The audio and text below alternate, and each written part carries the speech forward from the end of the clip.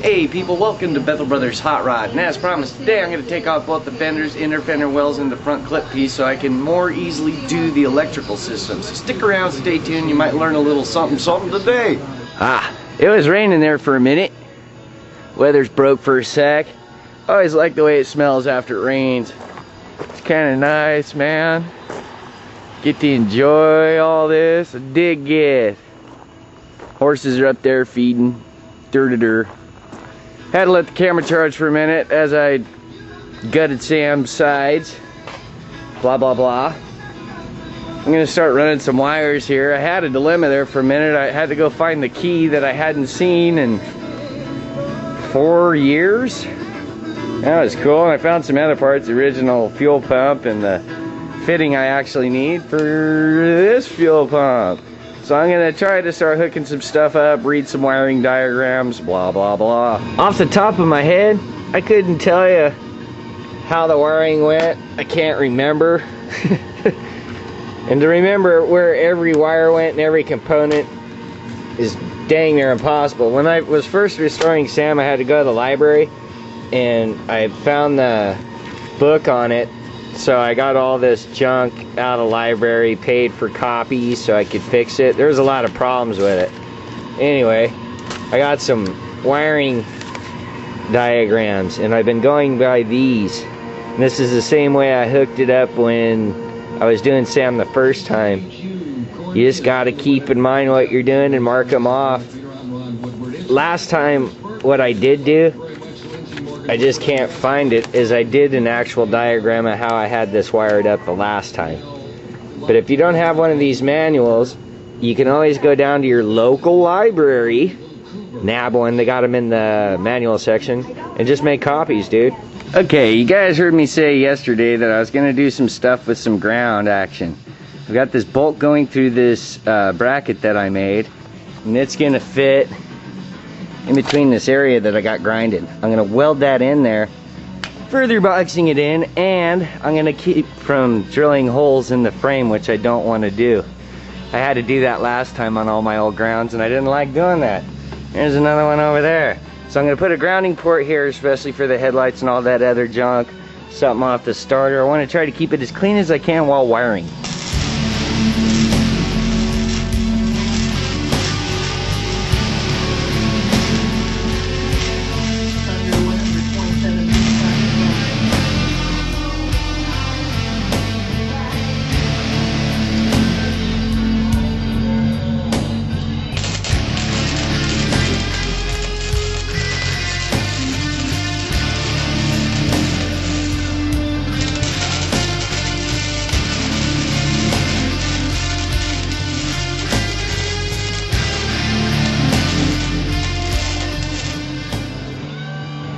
It's all welded in, grinded down so it's bare, smooth metal. I'm gonna slide this washer over, and a bung, a rubber bung, and another washer, and then the nut. What I'm gonna do is tighten this down a little bit, squish that in there. I'm gonna paint this, just so what I've uncovered is protected and whatnot. And I'll leave that area for the clean metal for the contact. That way I have as little unpainted area as possible. So you put on a skosh o paint, cover up those exposed parts. Don't want to get the rust. And because it's a part of the frame, the ground's always constant, and that's one of the biggest problems people have is ground issues. I figured it was better to show you what I was doing before I painted it, because it's really hard to see in all this black. That's the point, babies. You getting it? You getting it? You catching? Okay, well, I gotta let that dry for a second and then blah blah blah. Okay people, through the magic of YouTube television, the paint's somewhat dry, and as you can see, doing a little washer trick, kept the spot I didn't want to get paint on there, and putting all the other junk on, didn't get paint on the bolt. That's important, so you don't have to grind it all off or sand. It looks all sloppy. Now it's all sweet. Do you get it? I can even put another washer over there and then put all the electrical junk on and tighten it down, and I got a great ground. I'm gonna probably do another one over on this side somewhere, but probably not until later. Joe had the good welding helmet and that other one's just crap. I can't see what I'm doing. Might as well be welding with your eyes shut, you know? Alright, man. Look, you just strip your wire a little bit, throw your connector on. Ooh. Sometimes you gotta force them on. I'm gonna put the ground on for the starter. When you crimp these, using your electrical crimper, you want to do it so tight that when you pull on this, it will not move.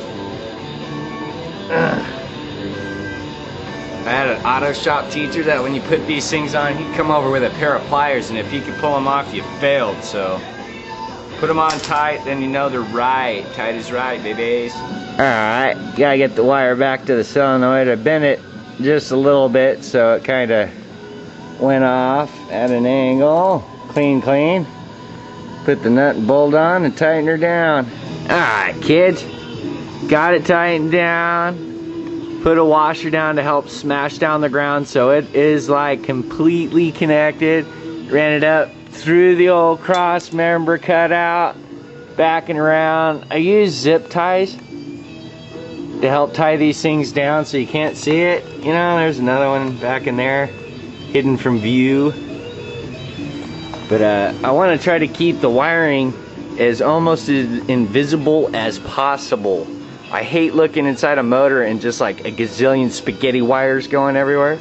So that's what I like doing. I like taking my time and running a wire at a time.